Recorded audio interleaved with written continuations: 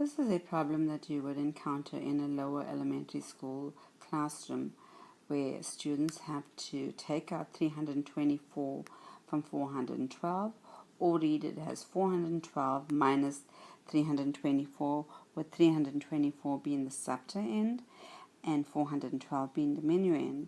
And typically when you see this, you would find sometimes, not all the times, and this is evidence of a kid's poor understanding of the base 10 system, where you find a kid doing 2 minus 4 and he would come up with 2.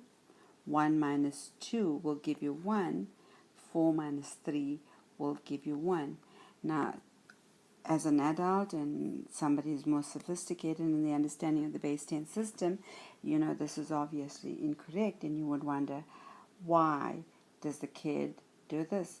And this ties back, as I said before, to a poor understanding of our base 10 system, which really is key to understanding how we subtract with regrouping, how we convert numbers between tens and ones.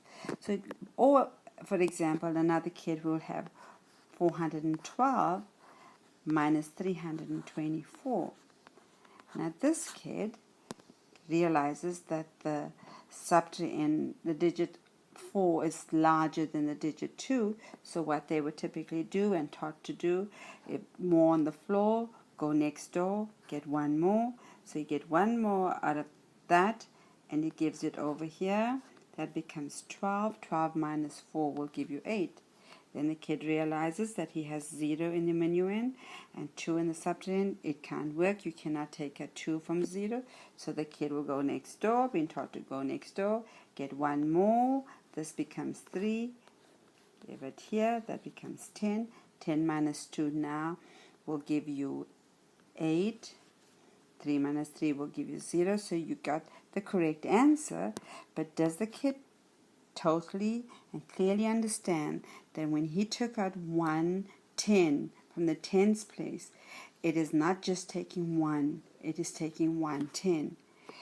Likewise, when he took out 100 from the hundreds place, it did not take out 1, he had taken out 100, which would give him 10 tens, and that is equal to 100. Now, these two examples, one, the student A has a complete misunderstanding of the base 10 system, does not see how 10 ones is equal to 110, 10 tens is equal to 100. There's absolute confusion there. Example B, the student was able to learn the algorithm, was able to execute that correctly, but does the student understand when he is regrouping and translating and converting between places that he's not operating with 1, he's operating with either tens or hundreds. Now the program Exploding Dots would help us understand and visually see how the base 10 system operates.